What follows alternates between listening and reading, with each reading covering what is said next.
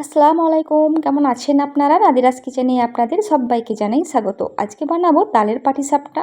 খুবই মজাদার একটি রেসিপি। তো চলুন শুরু করি। প্রথমেই একটা পাত্র নিয়েছি, তার মধ্যে দিয়ে দিচ্ছি 1 কাপ ময়দা, হাফ কাপ চালের গুঁড়ো দিয়ে দিলাম, 1 চিমটা লবণ দিয়ে দিচ্ছি, তারপরে দিয়ে দিচ্ছি লিকুইড দুধ। এখানে আমি দুধটাকে আগে থেকে জাল করে ঠান্ডা করে নিয়েছি, তারপর ব্যবহার করছি। আপনারা দুধের পরিবর্তে জলটাও দিতে পারবেন। তো দুধ দিলে এর টেস্টটা ভালো আসে। অল্প করে দুধ দিতে থাকবো আর মাখতে থাকবো।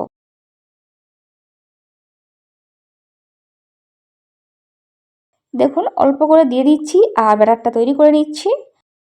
প্রায় 500 ml মতো দুধ আমি এখানে দিয়েছি। আর দেখুন ব্যাটারটা ঠিক এরকম হয়েছে। একটা চামচের গায়ে এভাবে চামচটাকে ডুবালে পারে একটা পাতলা লেয়ার তৈরি হচ্ছে। ঘনত্বটা হচ্ছে ঠিক এরকম, খুব ঘনও নয় আবার খুব পাতলাও নয়। এইবার এটাকে 30 মিনিটের জন্য রেস্টে রাখছি। এরপর আবার একটা বাটির মধ্যে নিয়ে নিচ্ছি হাফ কাপ ময়দা, 1/4 ভাগ চালের গুঁড়ো দিয়ে দিলাম, 1 চিমটে লবণ দিয়ে দিলাম আর দিয়ে দিচ্ছি তালের পাল্প। এখানে আমি 2 চা চামচ তালের পাল্প দিয়ে দিচ্ছি।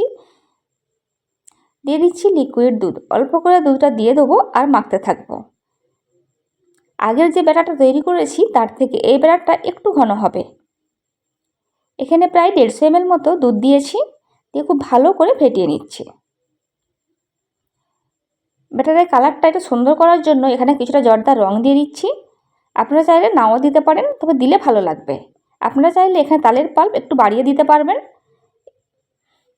আমি একটু কম করেই দিলাম, তো আপনারা চাইলে তালের পাল্পটা একটু বাড়িয়েও দিতে পারবেন। দেখুন ব্যাটারের ঘনত্বটা ঠিক এরকম হয়েছে। আর দেখুন একটা সুন্দর লেয়ার তৈরি হচ্ছে চামচের পিছন দিকটাতে। এরপর একটা তাওয়া নিয়েছি। এবার পুরটা তৈরি করে নেব। একটা নারিকেলকে প্রথমে কুড়িয়ে নিয়েছি, তারপর মিক্সিতে একটু ঘুরিয়ে নিয়েছি। এতে করে ভেতরের পুরটা খুবই নরম এবং মসৃণ হবে। 3 চা চামচ গুঁড়ো দুধ দিয়ে দিলাম, 2 চা চামচ চালের গুঁড়ো দিচ্ছি। আপনারা চাইলে এখানে গোবিন্দভোগ চালের গুঁড়োও দিতে পারবেন, তাতে খুব সুন্দর একটা ফ্লেভার আসবে। দিয়ে দিচ্ছি এখানে 150 ml লিকুইড দুধ। লিকুইড দুধটা আমি 2 বার ধরে দেবো। গ্যাসটা এখনও আমি অন করিনি। আগে খুব ভালো করে সব কিছুকে মিশিয়ে নিচ্ছি, তারপর গ্যাসটা অন করব। সমস্ত দুধটা দেওয়া হয়ে গেছে। এবার গ্যাসটাকে অন করে দিয়েছি। মিডিয়াম ফ্লেমে এটিকে জাল করে একটা পুর তৈরি করে নেব।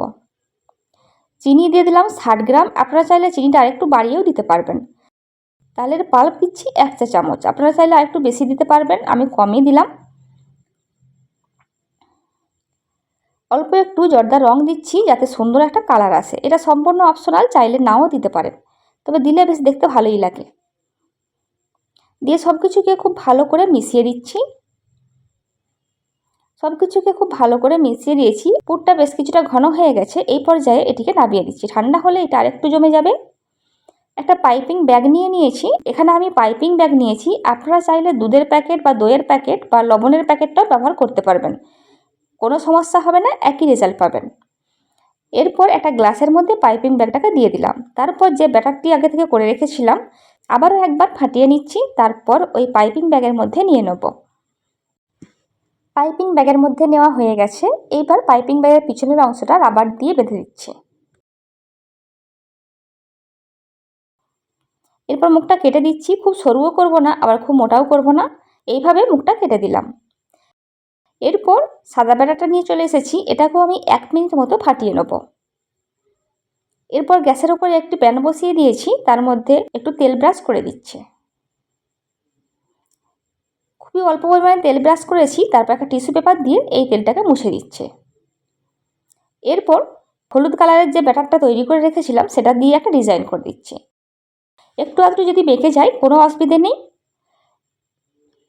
তো দেখুন একটা ডিজাইন আমি করে দিয়েছি। এরপর এটাকে কয়েক সেকেন্ড অপেক্ষা করব শুকনো হওয়ার জন্য। দেখুন খুব ভালো করে শুকনো হয়ে গেছে। এরপর এখানে আবারও একটা সাদা ব্যাটার দিয়ে দিলাম। এরপর পুরো প্যানটাতেই ব্যাটারটা ঘুরিয়ে ঘুরিয়ে একটা রুটির শেপ দিয়ে নিয়েছি। পুরো রান্নাটাই লো ফ্লেমে করতে হবে। 30 সেকেন্ডের মধ্যেই দেখবেন এটা খুব ভালোভাবে টেনে যাবে। এরপর দেখুন ওপর থেকে দিয়ে দিচ্ছি পুরটা, দিয়ে এটাকে ভাঁজ দিয়ে দেবো। আপনারা দেখেই বুঝতে পারছেন আমি কিভাবে করছি। দেখুন কোনো রকম কিন্তু প্যানের গায়ে লেগে যাচ্ছে না, সুন্দরভাবে পাটিসাপটাটা শেপ দেওয়া যাচ্ছে। ব্যাটার যদি ঠিকঠাক হয় কোনোভাবেই লেগে যাবে না বা কোনো সমস্যাও হবে না।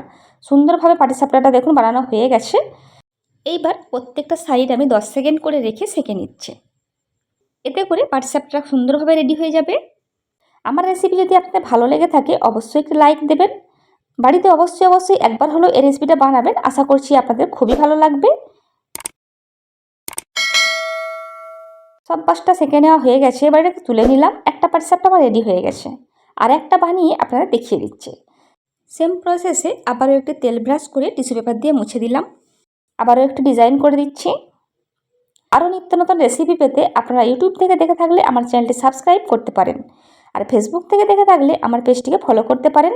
সম্ভব হলে আত্মীয় পরিজনদের মধ্যে আমার রেসিপিগুলি শেয়ার করতে পারেন। দেখুন আবারও একটা রুটি এভাবে তৈরি করে নিয়েছি। এরপর এটিকেও 30 সেকেন্ডের মতো রেখে দেবো যাতে একটু টেনে যায়।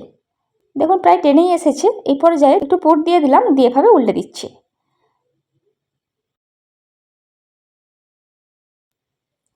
দেখুন কত সুন্দরভাবে পাটিসাপটাগুলো রেডি হয়ে যাচ্ছে, দেখতে কতটা সুন্দর লাগছে সেটা আপনারা দেখতেই পারছেন। আমার রেসিপি আপনাদের কেমন লেগেছে আমাকে অবশ্যই কমেন্ট করে জানাবেন। ভালো লাগলে অবশ্যই একটি লাইক দেবেন। এই রেসিপি সংক্রান্ত কোনো কিছু জানার থাকলে আমাকে অবশ্যই কমেন্ট করে জানাবেন, আমি অবশ্যই আপনাদের রিপ্লাই করব। আরও নতুন কোনো রেসিপি দেখতে চাইলে সেটাও কমেন্ট করে জানাবেন, চেষ্টা করবো আপনাদের বানিয়ে দেখানোর। তো দেখুন সেমভাবে এই পাটিসাপটাটাকেও চারপাশ থেকে সেঁকে নিচ্ছি। তারপর এটিকেও তুলে নিচ্ছি। এইভাবে সব পাটিসাপটাগুলো আমার রেডি হয়ে গেছে, আর একটা কেটেও রেখেছি। দেখুন কতটা সুন্দর লাগছে দেখতে, ভেতর থেকে পুরো ভরপুর হয়েছে, আর পুরটা কতটা সফট হয়েছে সেটা আপনারা দেখতেই পারছেন। খেতে হয়েছিল কিন্তু অসম্ভব টেস্টি। খুবই মজার একটি রেসিপি, বাড়িতে অবশ্যই একবার হলেও বানাবেন। এবার আপনাদের একটা ভেঙে দেখাই যে দেখতে ঠিক কেমন হয়েছে। দেখুন পুরে ভরপুর পাটিসাপটাটি হয়েছে, আর দেখতে কতটা লোভনীয় লাগছে সেটা আপনারা দেখতেই পারছেন। ভিডিওটা তাহলে এখানেই শেষ করছি। ভালো থাকবেন সবাই, আমাদের দোয়া করবেন, আমার রেসিপিগুলি দেখবেন। খুদা হাফেজ।